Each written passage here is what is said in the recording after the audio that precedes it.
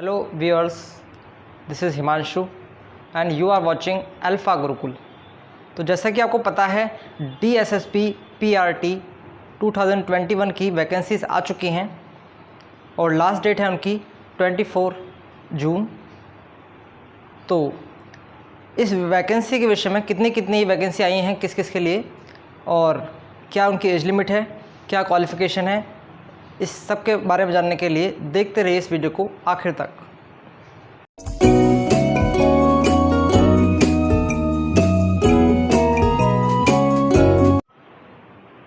सबसे पहले हम जानेंगे DOE में टोटल वैकेंसीज आई हैं 434 एंड NDMC में टोटल वैकेंसीज 120 आई हैं। पोस्ट 42-21 और 47-21 पर। EWS की 38 हैं, जनरल की 313, OBC की 6, SC की 44, ST की 33 और PWD की हटाकर ये टोटल है 434। ऐसे ही NDMC की जो वैकेंसीज़ हैं उनमें EWS की आई हैं 35, जनरल की 45, OBC की 17, SC की 16, ST की 7, PWD की 5 और टोटल वैकेंसीज एक्सक्लूडिंग PWD हैं 120 और टोटल वैकेंसीज इसी हिसाब से बैठती हैं 554, जो ठीक ठाक ही आई हैं। बढ़ते हैं आगे। क्वालिफ़िकेशन क्या है इसकी, एक बार क्वालिफ़िकेशंस को देखेंगे। क्वालिफ़िकेशंस DOE के लिए सबसे पहले बताता हूँ आपको, 12th सबसे पहले और 50% मार्क्स होने चाहिए, साथ में 2 ईयर डिप्लोमा या फिर 12th प्लस 4 ईयर BLED जो होती है, ज़्यादातर फीमेल्स के लिए होती है जहाँ तक है, और 12th 45% मार्क्स के साथ अगर उसके साथ में 2 year diploma from NCTE recognized board से होना चाहिए। ये किसी भी रिकॉग्नाइज्ड बोर्ड से और ये NCTE से मान्यता प्राप्त से होना चाहिए, तो 45% हम लगा सकते हैं। इसके अलावा या फिर हो 12th 50% और डिप्लोमा होना चाहिए स्पेशल वाला, या फिर ग्रेजुएशन प्लस 2 ईयर डिप्लोमा होना चाहिए। इसमें जो है आपकी 12th की परसेंटेज नहीं पूछी जाएगी। फिर CTET पेपर 1 किया हुआ हो आपने, और हिंदी, उर्दू, पंजाबी या इंग्लिश इनमें से कोई एक सब्जेक्ट में 10th पास की हो, एक सब्जेक्ट के रूप में रहे हों इनमें से कोई इन चारों में से कोई एक भाषा। इसके अलावा ये जो हैं ये DOE के लिए हैं। बाकी आपको NDMC के वाले में बस इतना अंतर है कि उसमें सिर्फ 12th होनी चाहिए और 2 ईयर डिप्लोमा, CTET और हिंदी, उर्दू यही वाला जो है उसमें भी है, ठीक है। इसके अलावा रिलैक्सेशन है SC ST के लिए, सभी में क्वालिफ़िकेशन में 50-50%, इसमें 5-5% का रिलैक्सेशन हो जाएगा। एज लिमिट मैक्सिमम है 30 इयर्स।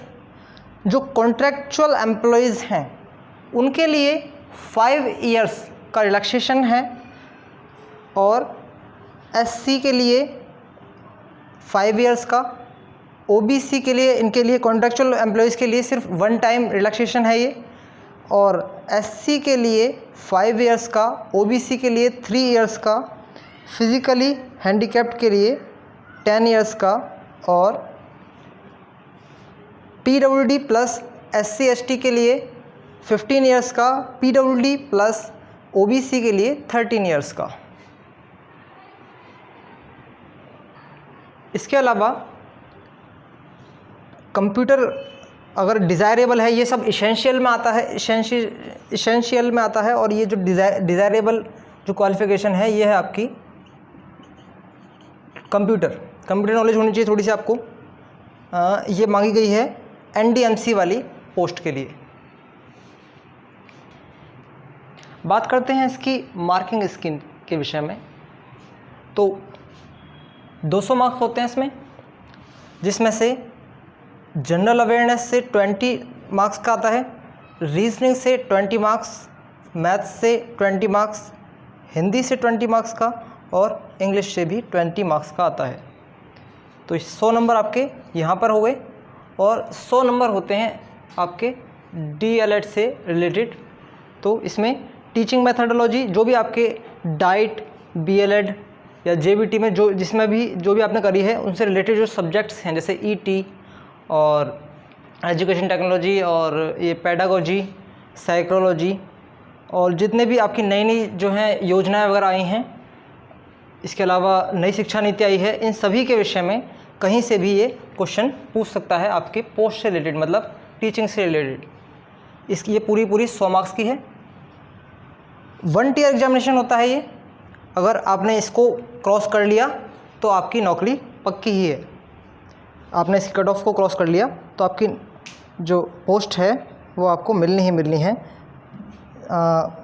जनरल और OBC के लिए इसमें 100 रुपये का फॉर्म भरा जाएगा और SC और ST के लिए SC ST और OBC के लिए कोई फ़ीस नहीं है। तो आशा है आपको ये समझ में आया होगा पूरा पैटर्न।